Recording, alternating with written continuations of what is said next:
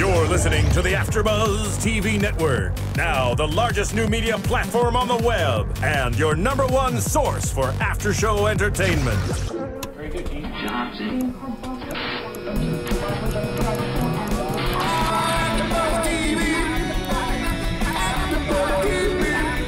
From the AfterBuzz Studios in Los Angeles, California, presented by Markeia McCarty and streaming live thanks to Akamai Technologies. This is AfterBuzz TV's WWE Main Event After Show. We'll break down tonight's episode and get you all the latest news and gossip. And now, another post-game wrap-up show for your favorite TV show. It's AfterBuzz TV's WWE Main Event After Show. Oh, yeah. You heard it here last week on Main Event. We don't know if they're returning, but it looks like it. Likely. Yes. Welcome to AfterBuzz TV, the Main Event recap show. I am Tom Connolly. Sitting next to me, Markeia McCarty. How you doing, Markeia? Hey, I'm doing great. I love in this song, you know exactly who they are. Exactly. The Nation of Domination. They just spell it out for you. Let them know they're here. Sitting across from us, Gabrielle Loren. How you doing, Gabby? I'm doing good. This sounds very much like tribal music to me. Kind of. We need a powwow. And sitting next to her, Scott Narver. How you doing, Scott? I'm good. This isn't Slater Gators music, but I'm all right with it. Well, they'll get music next week when they tag again. I'm so excited. So back to the regular kind of main event concept of 4 matches this week.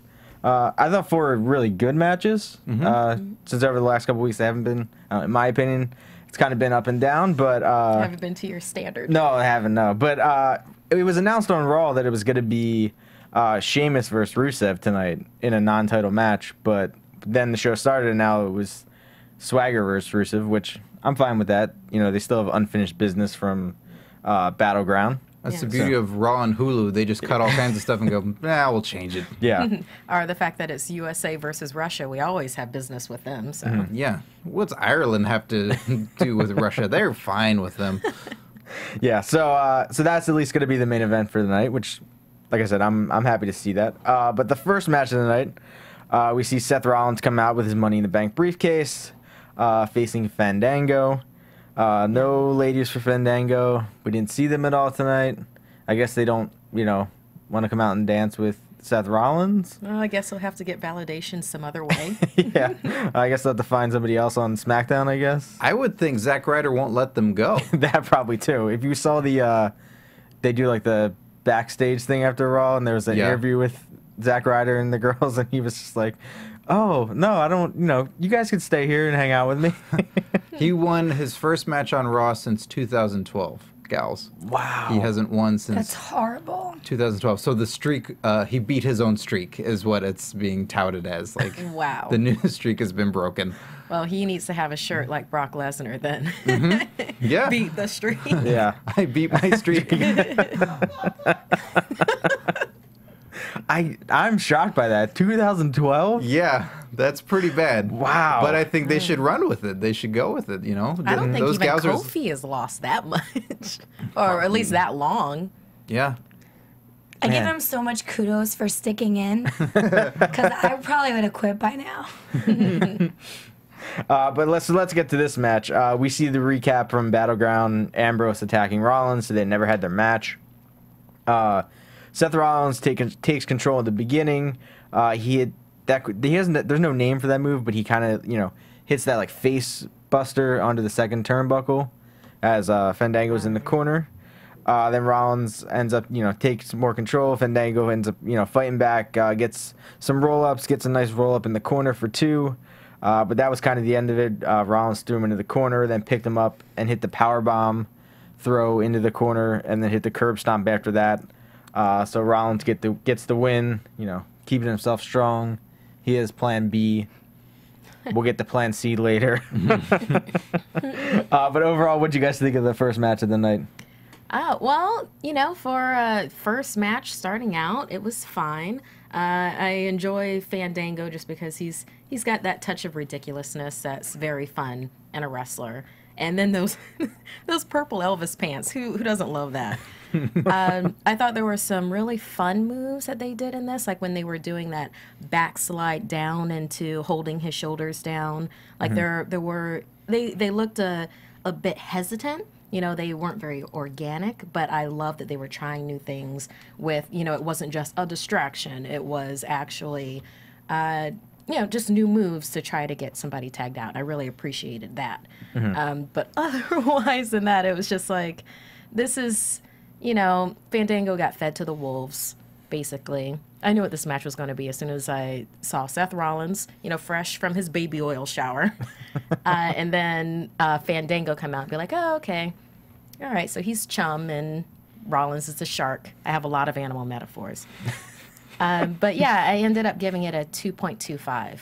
And most of that was because I appreciated them doing new moves and not falling back on, I guess you could say, the tried and true, what I call the cliche. Gotcha. Gabby, what do you think? With this match, I kind of knew, like, Markeia, where it was headed because of just the look on Seth Rollins' face when Fandango entered the arena. He kind of looked as though he was saying, is this a joke? And, you know, I also think it's kind of weird that Fandango uses his hips and does all those dance moves when he's in the ring with another man. Like, it's just so strange. You know, there is no female there tonight. It's just kind of weird, you know? It's his style, I guess, right? His wrestling style? Gets in your head. I know it is, but, like, he did not have a woman by his side, so it was super weird. And he just, like, stared at Rollins in this creepy way when he was on, you know, in the ring. I just thought it was very strange. But some points that I really liked in this match was when Fandango did this nice twist jump off the post and flipped Rollins. That was nice. And then the curb stop by Seth Rollins was a nice move also. I also noticed this one point in the match where Rollins did like a hair flip onto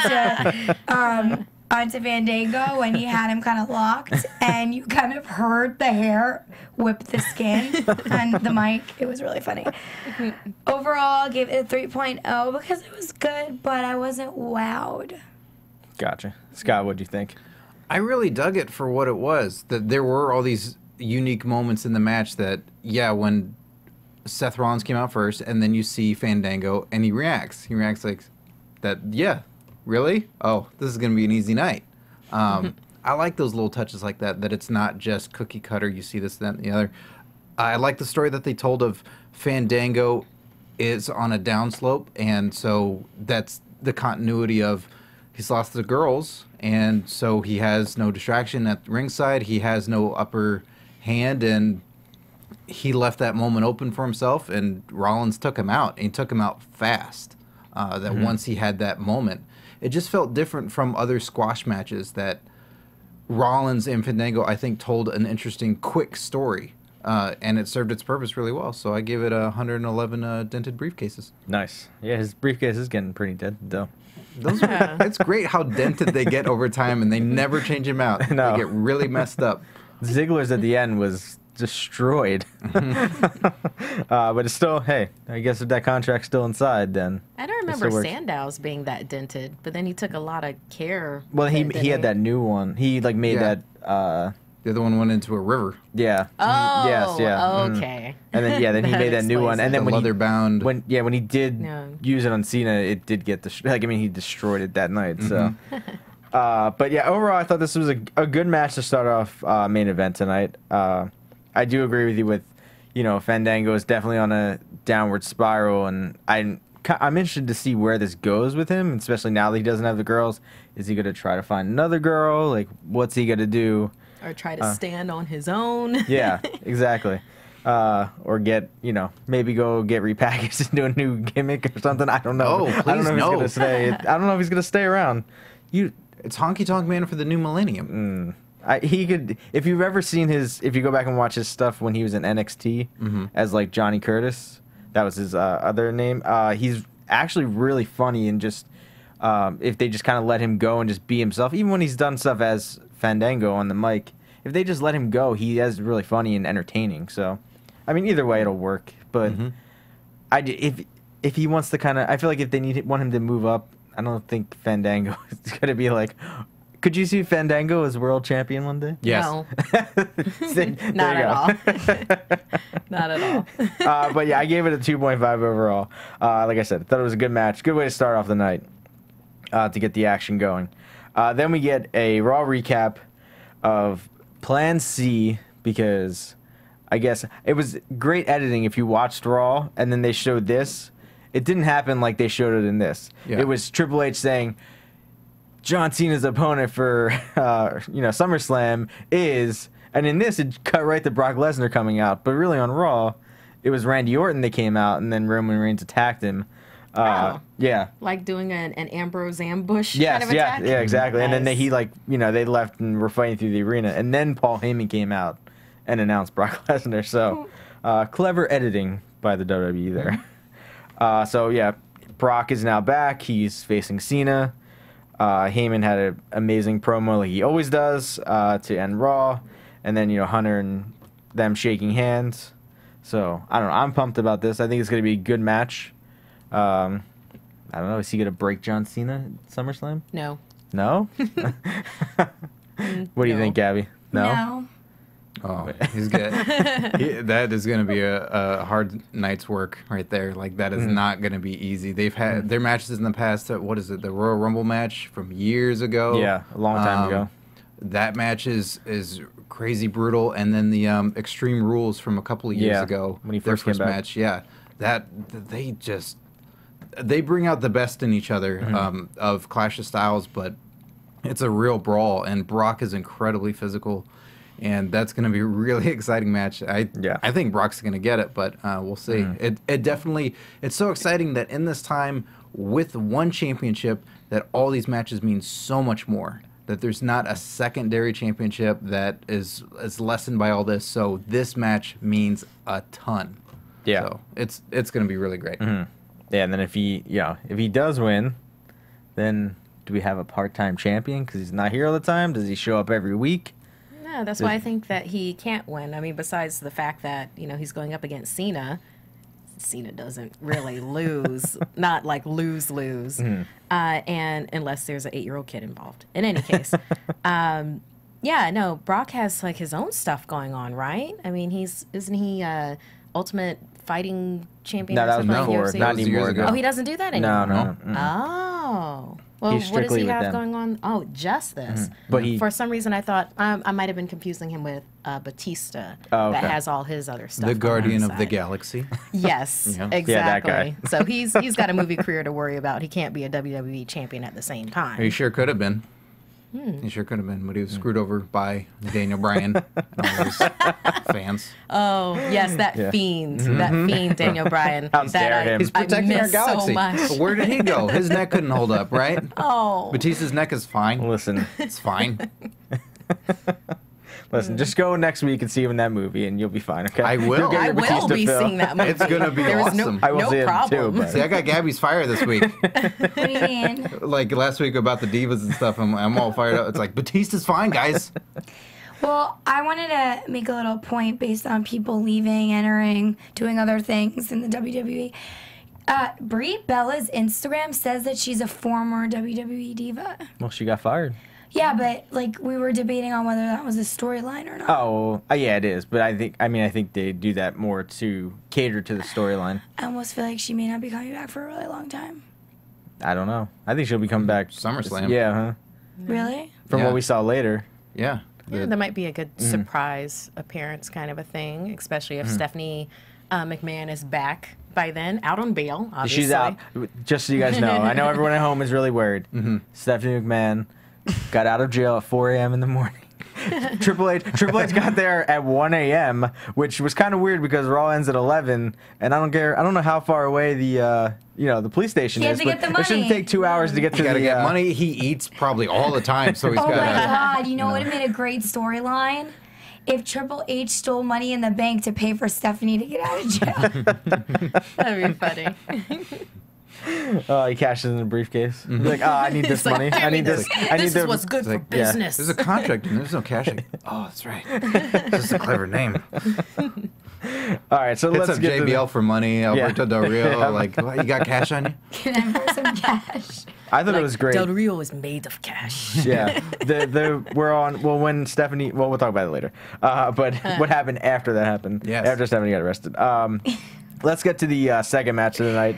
We have Jey Uso taking on Ryback. Maybe it was Jey Uso. Who knows? Well, no, we know Do that we? that was Jay because he was taller. I don't know And how he had you see tattoos that. on one arm. Just so Gabby's caught up, Markeia has the eye to see which Uso at any time is taller and shorter and can Because distinguish them. Jimmy is a little bit shorter than Jay, and Jay was in the ring tonight. But if they're not next to each other, how do you know?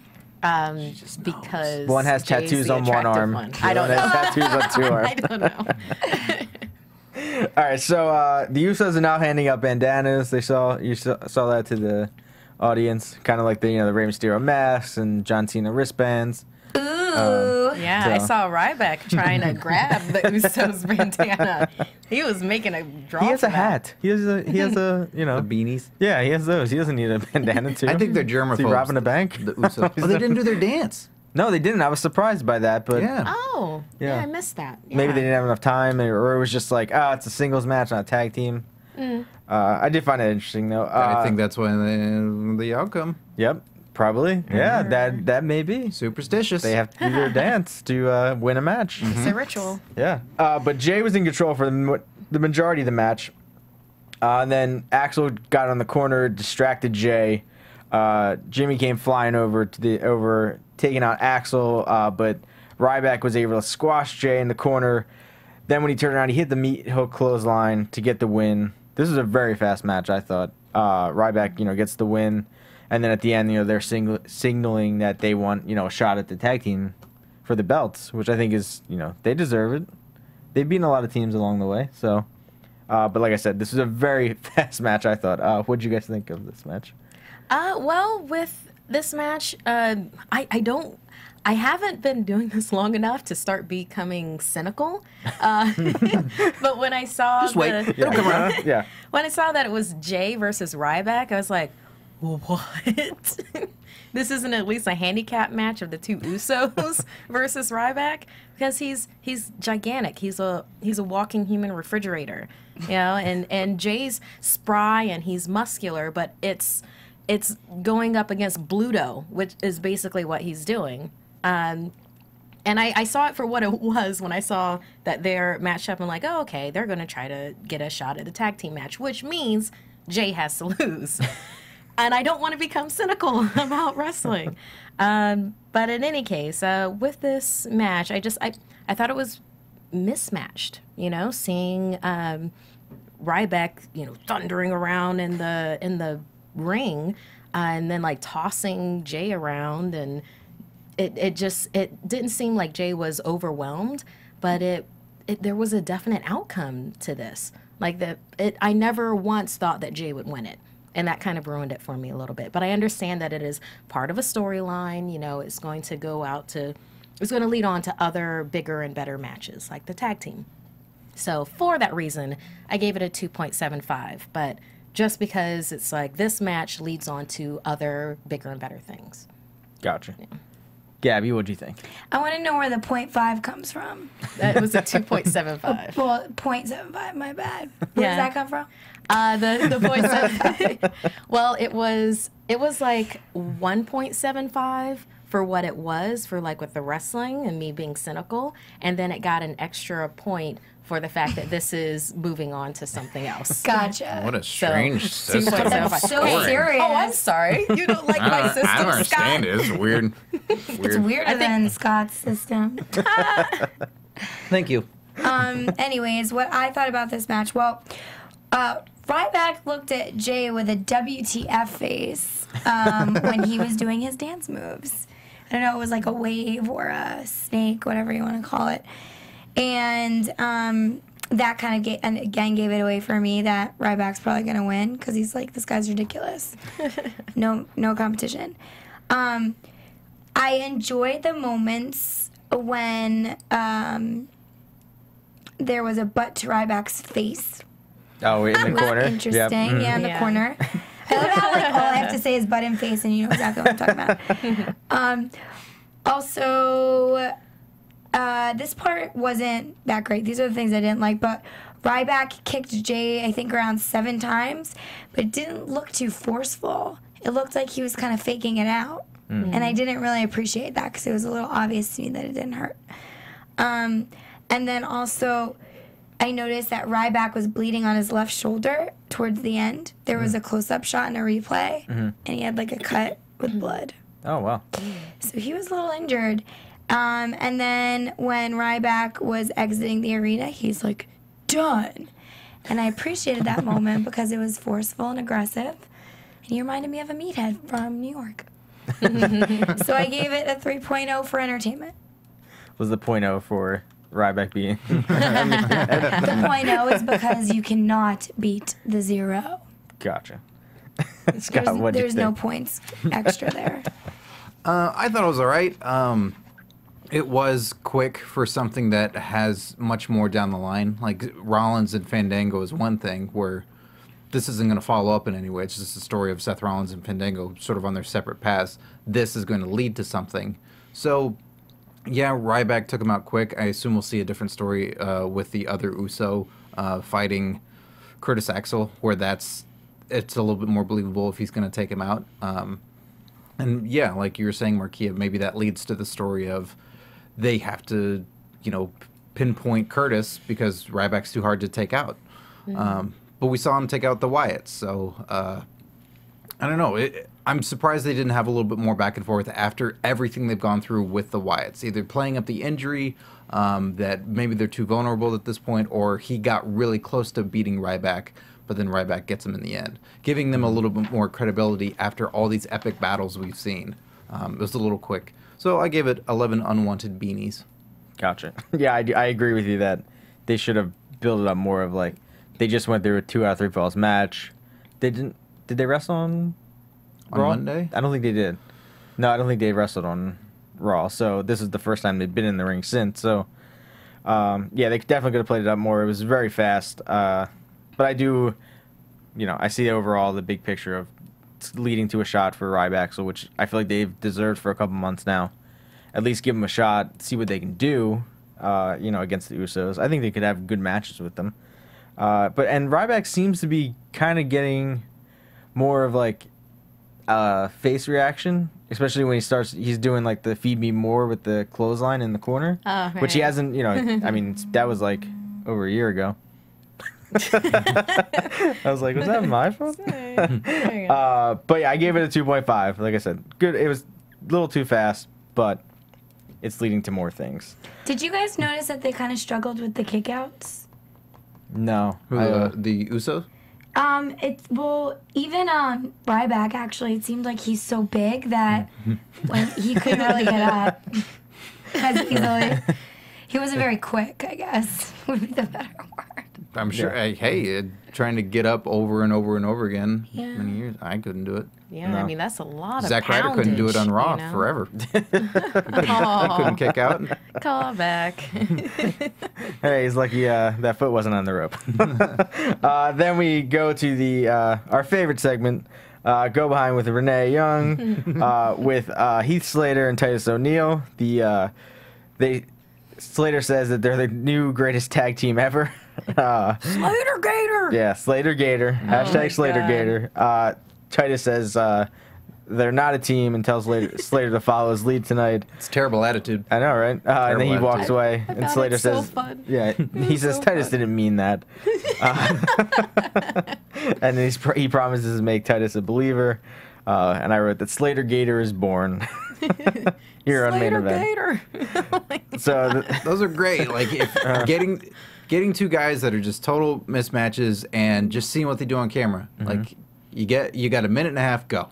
And just riffing like that, saying like, no, we're not a team, and die doesn't mean it. Just letting them find their own personalities. Like that stuff is always fun to watch. And I really appreciate that they put that on the show. yeah, It's like a buddy cop movie, you know? Totally, And, yeah. and he's like, yeah, this is my buddy. I'm like, I'm not your buddy. That's not happening. Yes, it is. You'll warm up to me. And you just want to see that one interview. He was like, hey, good move. He's like, Slater Gator! Slater Gator! No, I take it back. Slater Gator! I don't know. I didn't really like it. I thought it was forced. It wasn't really my style. And then Slater just seemed like he kept going on and on and on and on about them being the greatest tag team, and he doesn't know what he's talking about. And I was just like, can you stop talking already? So you're a Slater Gator hater. Yeah, I am. I agree with Titus. Gator. Yeah, Titus. The Gator. So you're already calling him Gator. Yeah. Well, I actually wrote down Big E and Kofi versus Slater Gator. But, like, I'm not about the whole go behind with Renee Young segment. I just don't think it was well done. Gotcha. I mean, this could be the new Rock and Sock connection. You never know. Mm-hmm. Booker T, Gold Dust. Yeah, Those kind of pairings. Well, we'll see. So this match, Big E, Kofi come out with their, I guess, manager, leader. I don't know who he is. Xander Very Malcolm Xavier X Woods. Yes, yeah. Xavier Woods, which we saw on Xavier. Raw. Mm-hmm. Thank you, or you're welcome, WWE Creative. If you watched last week, you stole my idea. Thanks. I guess I'll see that check in the mail sometime soon. Just got to be a little bit. Or, they're paying you and the fact that it's on television and you can watch it now. I guess, but Hey, at we least put let me it out write there it then. in a public forum, and it's like, Yeah. free. Yep. That's true. You'll get some Stardust merchandise. Oh, nice. As long as I get the Wow. gloves, I'll take Yeah. the gloves. That's about it. Honey, I'm home. Oh, that was all kinds of crazy. All kinds of crazy. Yeah. So Slater gets in the ring first. He takes control of Kofi. Titus gets in, starts beating the crap out of Kofi. But Kofi was very aggressive too, like going right after Titus. So surprised to see those two are the starting. Yeah. Kofi and Titus. I was like, what? So What's Xavier feeding them? What's in the water? I don't know. We'll have to see. Hopefully we find out more. Maybe this is on SmackDown or on Raw next week.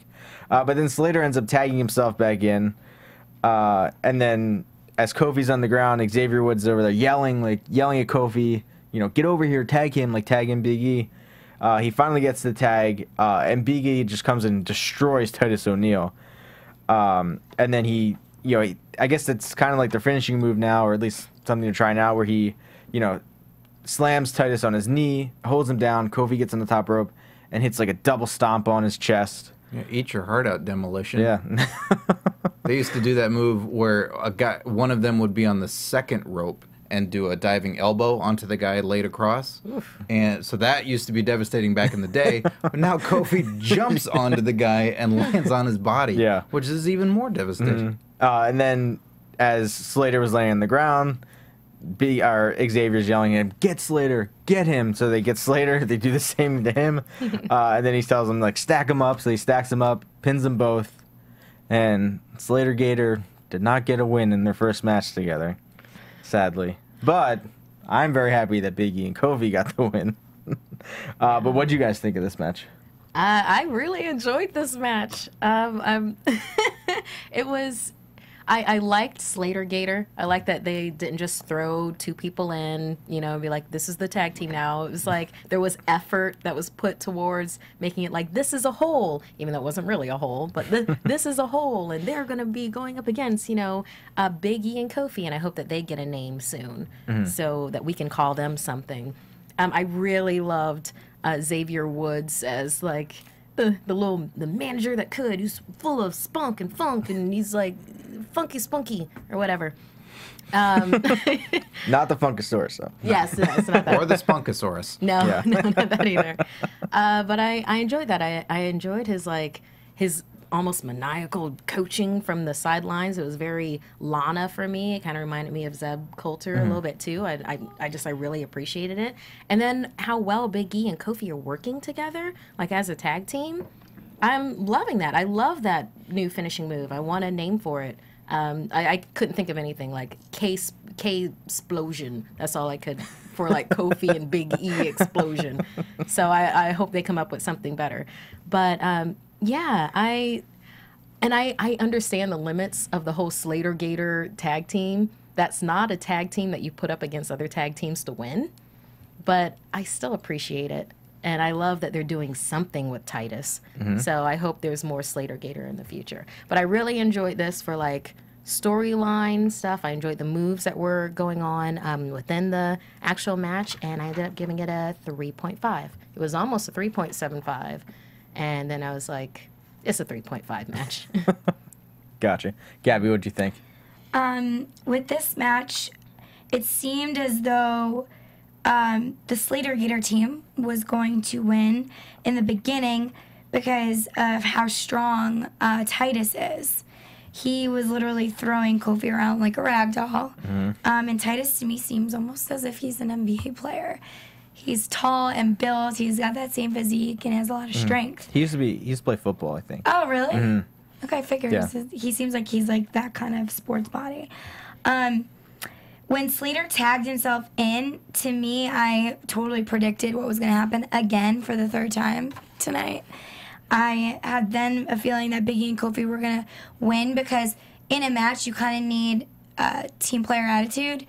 And it seemed as though Slater just wanted to kind of take control and get in the ring. And he was so excited that he just let his excitement kind of control, you know, what he was really there to be doing as a teammate instead of working for himself. I don't know.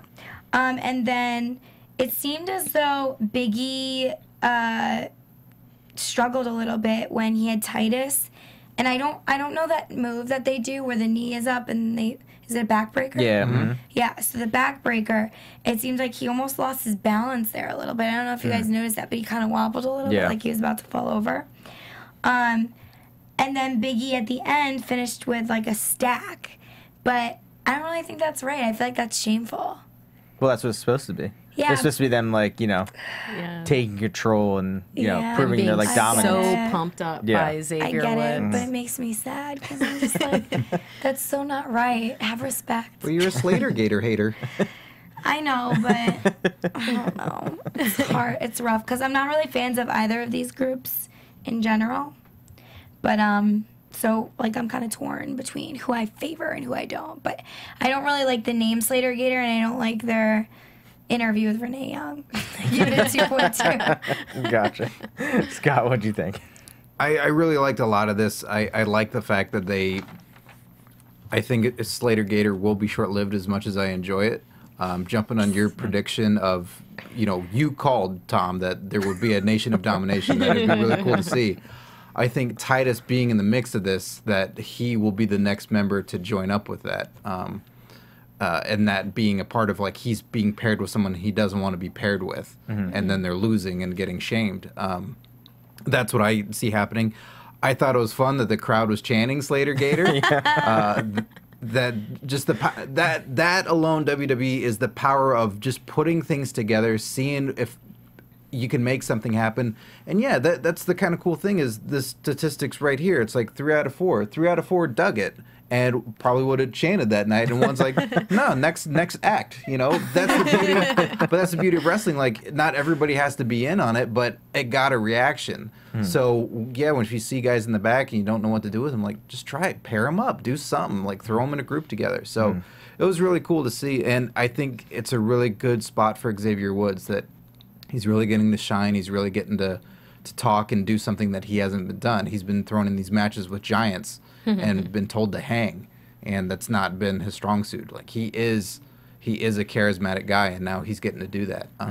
So I think he'll bring a lot of character to this team. So I gave it 22 nations that dominate. Nice. Yeah, I mean, this is my favorite match of the night, favorite segment for me.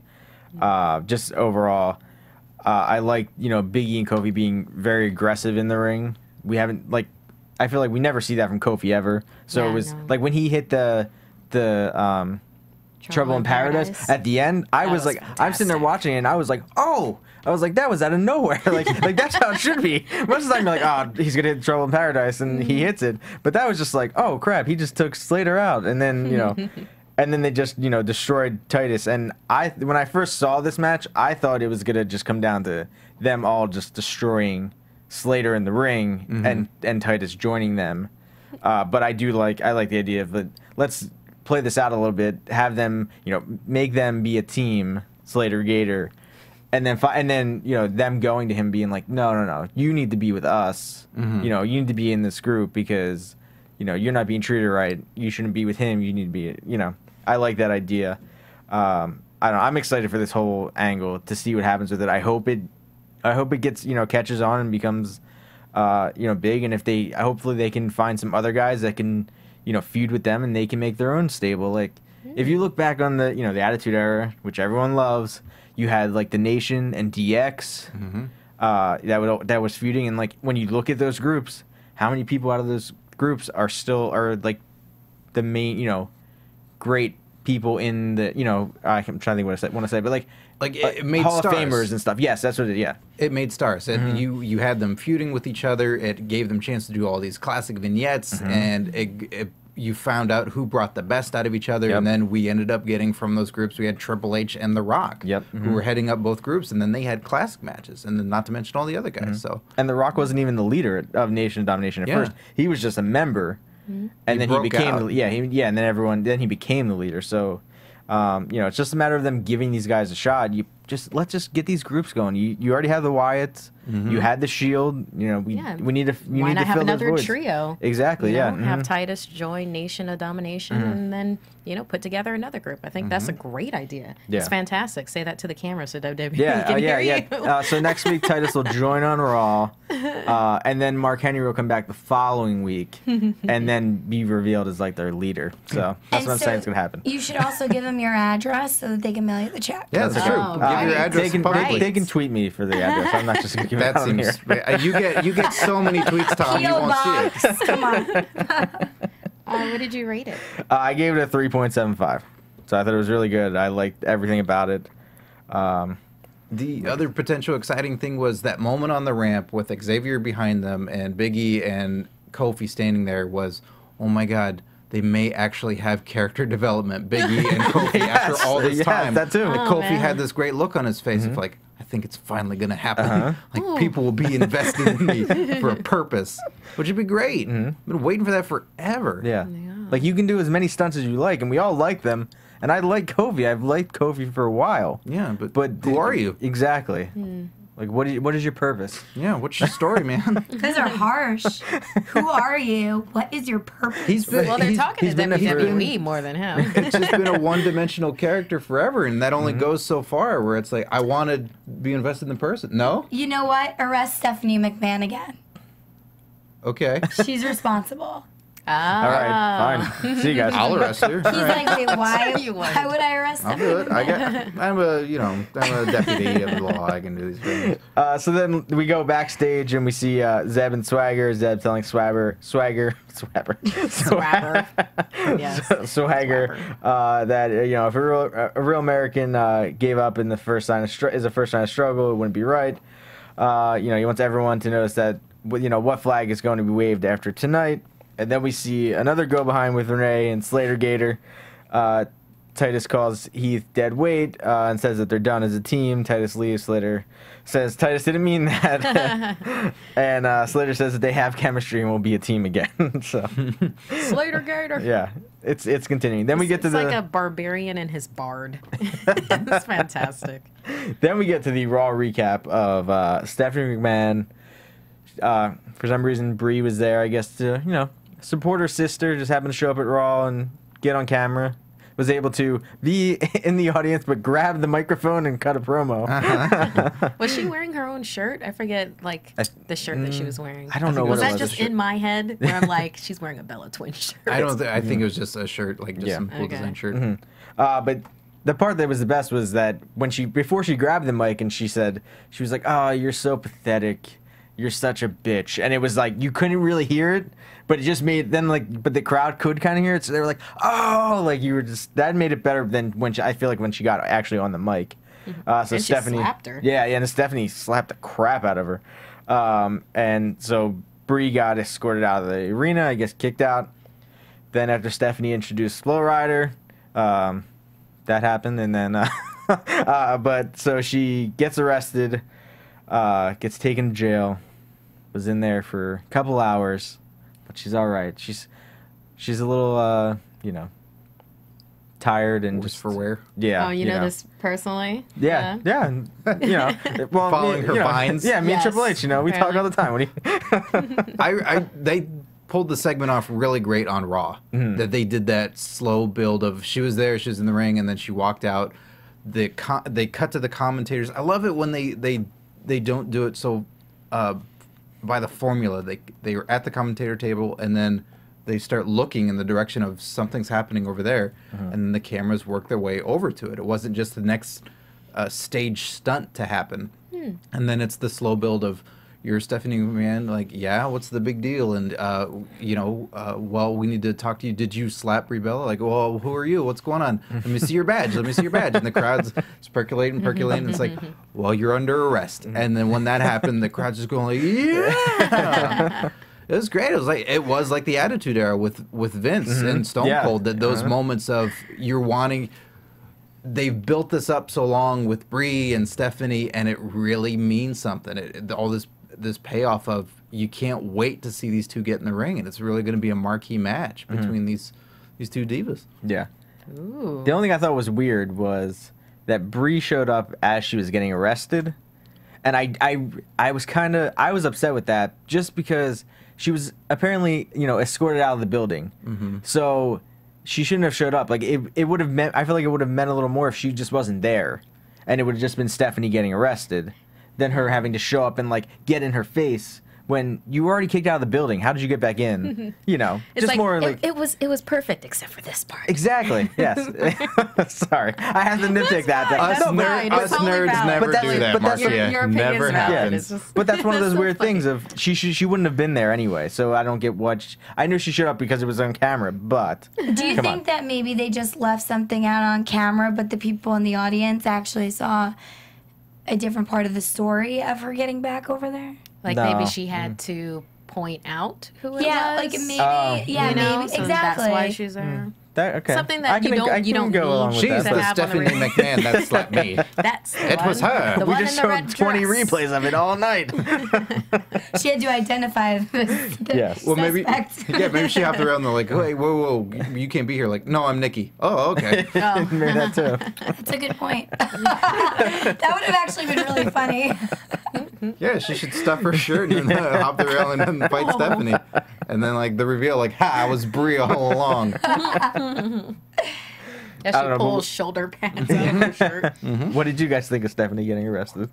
I think it's great. I love all the stuff that they're doing with Stephanie McMahon. I love that she's just like, she's attitude filled and she's big business, and I love it. I love the stuff that they do with her. She's like, I especially loved when it was her and Triple H versus Cena when they, showed the new game cover for the upcoming game, and then they were like, "You're was good for business," da da da da, and it's like just these ish-eating grins on their faces, and I was just like, I love her character. I thoroughly enjoy it, and I love that they're doing all this stuff with it. And yes, arrest her and throw her in jail, and have her come back even more pissed off and trying to think of other ways that she can scheme besides slapping somebody, because that's why they had her in jail in the first place. So I love it. More of it. What do you think, Gabby? I'm 150% with Markeia. Love Stephanie's character. I aspire to have her kind of strength and, kick-ass attitude. So I'm all down for the drama with Stephanie. Regardless of her getting arrested and being made the bad person, I think that it just adds more fuel to her fire, and I want to see her kick ass in the next show. Gotcha. Can you read this part that you wrote? I really like it. Stephanie McMahon gets arrested. Career decisions, Triple H says. Ha ha. I love career decisions. I'm going to use that now, like hashtag career decisions. Like anything that goes on. I did like they didn't show it in the recap, but Triple H was going to leave to go to the police station. Yeah. And then he was like, well, it's going to take about, 45 minutes or so for her to get, booked and processed. And he had to make his big decision still at the end of the show. So he was like, you know what? I think it'll be okay. Just have the car on standby. I'll go right after the show's over. Career decisions. And he had that nice moment too when the cops are putting her in the back of the car, and he goes, "What is this, a hybrid? Oh, you guys are doing a real great job for everybody, huh?" By the way, I want to know whose car that is because the license plates were very visible. It was not the a police license plate. Unless it was one of those like undercovers that you just don't know. I think they were detectives. Oh, I don't know. I don't know. Oh yeah. yeah. One thing though, I believe Stephanie McMahon a lot more than I do Triple H. Like, you know, you can believe him, but it's like sometimes I can forget that she's not like that. You know, I've never met her in real life, but nobody would be like that and you know, still exist and be able to function socially with people in modern society. But yeah, I totally believe her. And Triple H can learn a couple of things, just like a couple with, because he uses size and intimidation. She doesn't have size, but she has intimidation. So it's like, try some of those different tactics. Just big Stephanie McMahon fan. If you meet Triple H, he has intimidation. I assure you. Yeah. It just seems like he's more of like a physical guy, like I'm in your space kind of Intimidating. That's a little I'm not intimidating. saying it's not. I'm just saying, you know, use other tools in your toolkit. You know, Like a shovel? like Stephanie McMahon. Listen, I'll tell him when I talk to him later about next week's Raw. Don't worry. I'll let him know then. Let him get some tips from Stephanie. Dirty. And then we go to the last match of the night, rematch from Battleground, Rusev versus Swagger. This match was pretty even back and forth. You know, Swagger had control, then Rusev had control. Swagger then went for the Swagger bomb in the corner. Rusev tried to put his foot up to block it. Swagger ended up grabbing his foot, putting him in the Patriot lock. And he was really like wrenching the ankle a lot more than he has been before. I think he's been watching Kurt Angle tapes or something. Yeah. But he was really, you know, really wrenching it. And I like that Rusev was still selling that, you know, the ankle was hurt from the other night.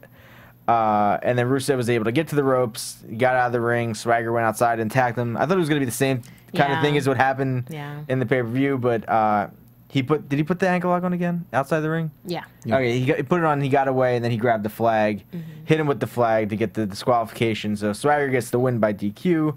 And then Zeb came over and grabbed the flag from Rusev. And then Swagger was, you know, waving the American flag in the ring as Rusev looked pissed. And Lana looked upset that, you know, they didn't get the win. They didn't get the win for Russia tonight. The USA got the win by DQ. But what do you guys think of the last match of the night? This rematch. Well, you know, for what it was, yeah. Okay, so it was a rematch, and you know, I was disappointed. I was disappointed in this match. Not severely disappointed, but it just kind of seemed like a rehashing, and I wanted more of an escalation, especially after the pay-per-view, and I wanted more from Swagger instead of, you know, going after the Patriot lock again.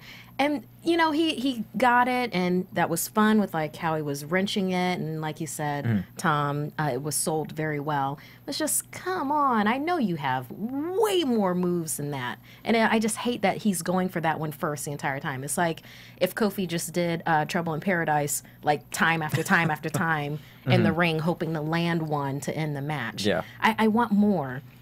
Especially since it's Russia versus USA. It's like, do all the stuff. Let's see all the things. And then when they got outside of the ring, and then it was the same corner, and I was like, oh, don't be the pay-per-view thing again, where he's gonna go into the metal post or go into the steps, because then that'd be different.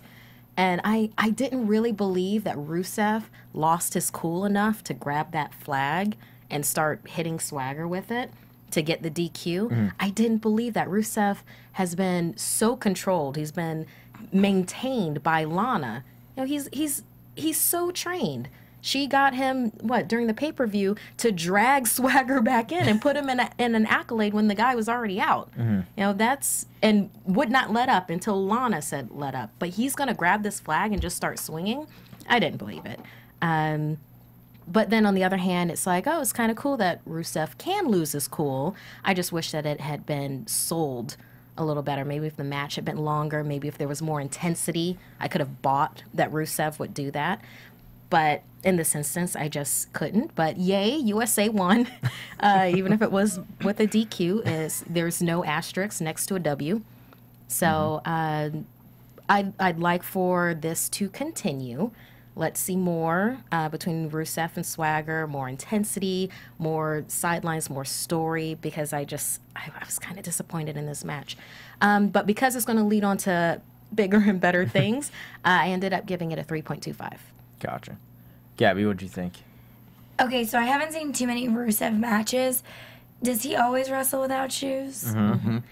Okay. I think that's really gross because Rusev had his foot on Swagger at one point, like in his face. Like, that's got to be so uncomfortable for the other person. You should see a Kiss My Foot match. So I was feeling very sorry for Swagger at that point.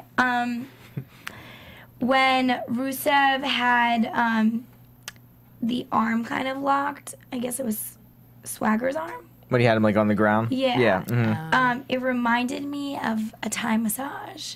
So if anyone's ever had one of those, it's like the most painful experience ever. And they like stretch you in all these weird ways. And it just looks so uncomfortable and painful. It just seemed like there was a lot of hatred in this ring tonight. Not too much of like intense wrestling, but a lot of like, I guess Rusev wanted to use weapons. There was a lot of like Jack Swagger kind of using Rusev's weaknesses against him. I don't know. It just seemed like they really don't like each other. And the twist on Rusev's ankle, he just kind of like plopped outside the ring. I feel like he just gives up. I mean, maybe it's really painful and he just feels defenseless. But then give the guy a break and don't let him fight. Because it's just like he's weak and it's not entertaining. But he's a super athlete. He's not going to give up. But the thing to me is I felt like I wasn't watching something very intense. And you know when you watch like another type of sport like basketball or something like, you know, like hockey even, when the score is so close and the teams are so competitive and good, you're like really into the game, especially in the last quarter or like the last few minutes or seconds. But with this, it was like the whole time it was just lagging because Rusev's injured and he's running away, essentially. So I wasn't really too into it. Plus, like, Swagger kind of runs and punches him, and and this was, like, outside the ring, and Lana kind of ran away. So their team really does look like they're not really together yet. I feel like they need to do some figuring out. Because if I was Lana, I'd be, like, in there trying to protect my man, not be, like, scared and, you know, oh, my God, run away. Like, the little blonde, like, model can't handle it. So 3.2 for me because, yeah, it was a little entertaining, but would have liked more. Gotcha. Scott, what'd you think? I dug it. It wasn't the best thing ever, but I do think it's the next step in their feud. I think what carries a lot of it for me is watching Swagger all of these years that he's been on and never been a good guy, and him getting cheered just blows my mind. Yeah. So it's interesting to watch these guys. Rusev, I like him all right. I'm not totally sold on him yet. He has some very cartoonish moments, I think, from time to time. That's just really big, and it's like, no, this ain't the 80s, and that's not quite the vibe. His celebrations crack me up. But I thought it was all right, so I give it 200 spit cover flags. Gotcha. Yeah, I thought it was a good match. It was a good step in this storyline. I mean, what you were saying about him like losing his cool, the announcers were saying like Lana kind of ran away because she didn't. Like, she was, like, not in control of him, and that's why he grabbed the flag. Like he slipped his leash? Yeah, kind of, yeah, and that's what he, like, flipped out for. I still don't think the match was intense enough to warrant that. Yeah, I think because it was too short. It could have been a little, like, I feel like we could have not had the Rollins-Fandango match, and this could have been longer, at least, to, you know, stretch it out a little more. Or give it some proper weight for it. Because this could be a really great feud. Yeah, I mean, I think it's been good so far. I mean, and there was some things online the other day where I read where they were going to stop this and not go on with this. Oh. What? Yeah. No. No, but this I guess is fun. it seems like, I mean, I'm glad they're going on with this because it helps Swagger and it helps Rusev in the end too. But maybe we'll have like a flag match or something. I feel like he used the flag for a reason. It's going to lead to something more, at SummerSlam or wherever. But I mean, I think they could stretch this out for at least another probably pay-per-view or two if they really wanted to. But I gave it a 3.5. I thought it was a good match. It could have been longer. Could have been a little more intense. And with him going for the Patriot Lock all the time, it was like, okay, he's not going to tab out to that. So you're going to have to find another way to beat him, obviously, or you're going to have to break his ankle. One of these things is going to have to happen. Yeah. Well, I would hope that since Rusev and Lana, they seem like they're strategic people. I think that they would come up with a counter for the Patriot Lock by the next fight. I mean, they seem like they watch tape. So, wait, can you even say that term anymore? It's the term that's used, like even though it's outdated. Yeah. Yeah. So I'd like to see the Patriot Netflix. Lock counter. They watch the WWE Network. That's what they watch, True. We're going to find everything on the network. True. But yeah, so I gave it 3.5. Good match. All these matches, I think, for tonight were leading to something more, which I think is good. We're seeing storyline progress, and we're seeing it on Main Event, so it's working. The story wasn't, I don't know, as talked about though as much in this Main Event. I think there were more matches. There was 4 matches tonight instead of the 3 they've been doing, with more interaction going. So I think that's why I probably wasn't as into it. Also. You wanted more like talking, like in-ring segment of something. Yeah, I love that stuff. Yeah. I mean, we kind of get a, mixture each week, so I think this worked for this week, because last week was a lot, I think last week was more, the last couple weeks have been very talk-heavy of what's happening. Miz. Yeah, we had, Oh, that's right, with Rollins starting and whatnot, like the intros and stuff. But I mean, in turn, those matches become a lot shorter, like you said. And then it kind of ruins the whole, progression through the match of, the beginning, the, climax, and then the conclusion. Yeah. But, So. okay, so I'll let Triple H know that too. Please, and then can you forward me that check? Yeah, gotcha. So that kind of wraps up here for Main Event this week. Where can they find you guys, Markeia? You guys can find me on Twitter at Markeia McCarty. That's MarkeiaMccarty. And I will also be on SmackDown on Friday, so if you want to tune in to that, I'll see you then. The invasion begins. Whoa. She's our spy. And Gabby, where can they find you? You can follow me on Instagram at Gabby, GABBYLO87, or Twitter, that's at GABRIELLE_LOREN.